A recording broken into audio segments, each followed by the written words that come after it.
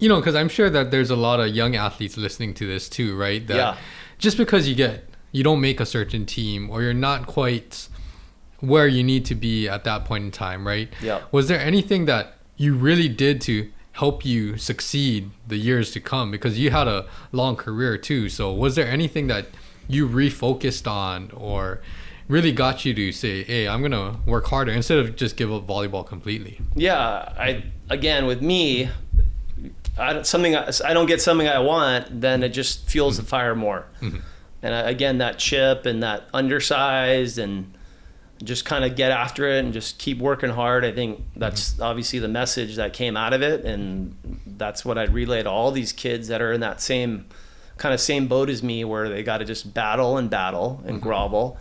And there's always going to be bigger, taller guys or girls that are going to get the looks, and they're going to get the recruitment, you know, they're going to get recruited.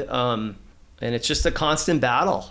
Just never ends. Yes. Got to just keep battling. And oftentimes the ones that are recruited and bigger and stronger, in my opinion, kind of fall by the wayside. You know, and I think Hawaii players are a perfect example of that. We go in, we don't get scholarship money, we're walk-ons, we get under-recruited, but in the end, we're the ones that perform. All these Hawaii guys show up, they know how to play, they know how to fight, they know how to grovel, and I think that's just a huge compliment to the Hawaii volleyball players. Yeah, definitely. Yeah. So after Punahou and everything, you know, so you did play varsity your junior, senior year, right? Yep. How were those years? Junior year was probably had a more consistent year. Senior year, I kind of struggled. I put a lot of pressure on myself. Got it. I didn't have a very good year. In the end, I played well at states. We won states, which was awesome.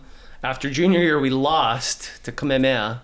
We ended the Punahou streak of 10 years in a row or something. So that's another hard one to swallow. I mean, like I said, there's all these ups and downs, man. I made vars, I was starting. We got to go to Hilo of all places and play states there, which was cool because it's back to my hometown. But we lost. We ended the streak. Kamehameha had a great team, probably the best Kamehameha team in my opinion they ever had. Stu Chong was on it. He set Stanford to a national championship. A couple other really good players that were on that team, and we beat them in ILH. Then we went to Hilo and we lost. So that was tough. Senior year rolled around, put a lot of pressure on myself. Didn't have the greatest regular season. You know, fought hard to start for states. We won, which was great. Again, I wasn't that recruited, and that's where my next journey goes. I mean, my grades weren't very good, which I advise every kid study hard because it goes a long, long way. Yes. I got into San Diego State, which had a very mediocre program at the time. Okay. So I tried to walk on and I got cut.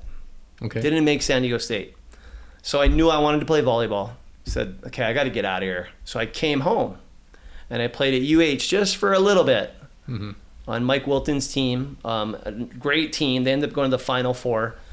I played on it for a little while, and then I kind of got the bug again, like, hey, I don't know if this is the right place for me.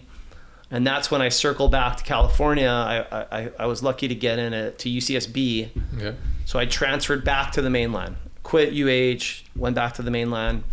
You know, played some at Santa Barbara, played my senior year, but again, I wasn't by any means, you know, All-American or anything, and just more challenges. The journey continues.